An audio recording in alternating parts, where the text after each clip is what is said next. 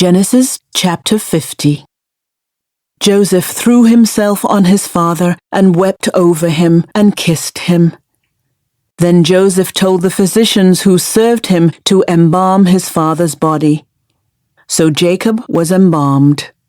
The embalming process took the usual 40 days, and the Egyptians mourned his death for 70 days.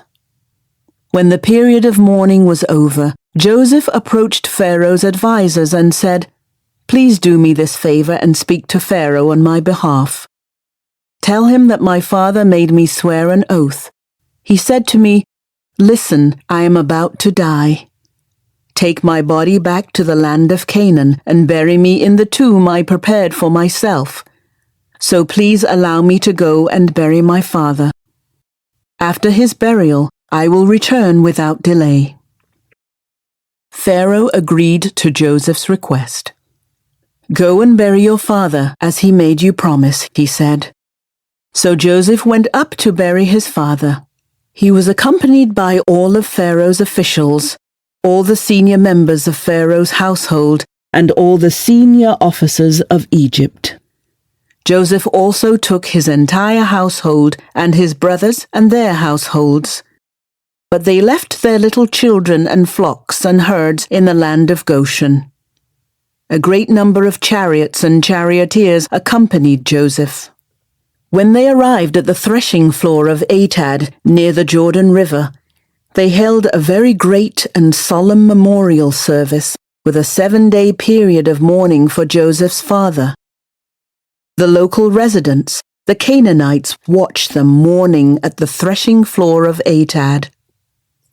Then they renamed that place, which is near the Jordan, Abel Mizram, for they said, "This is a place of deep mourning for these Egyptians."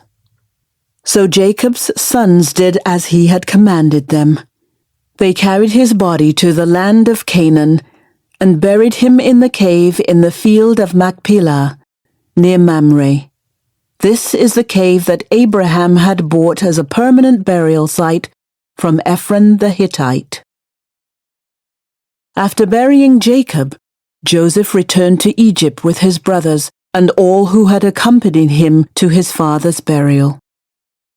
But now that their father was dead, Joseph's brothers became fearful. "Now Joseph will show his anger and pay us back for all the wrong we did to him," they said. So they sent this message to Joseph.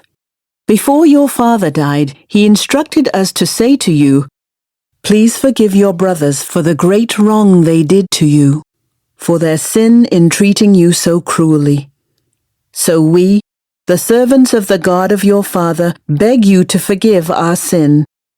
When Joseph received the message, he broke down and wept. Then his brothers came and threw themselves down before Joseph. "Look, we are your slaves," they said. But Joseph replied, "Don't be afraid of me. Am I God that I can punish you?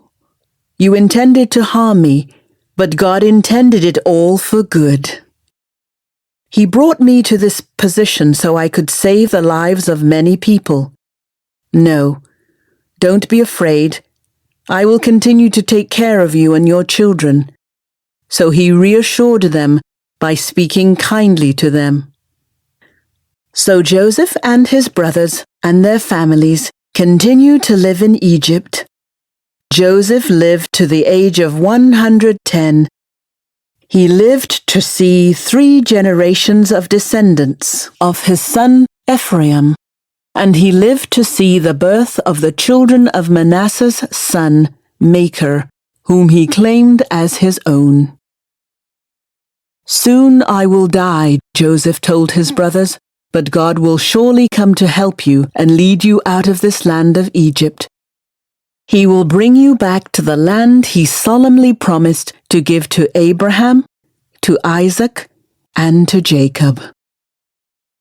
Then Joseph made the sons of Israel swear an oath, and he said, "When God comes to help you and lead you back, you must take my bones with you."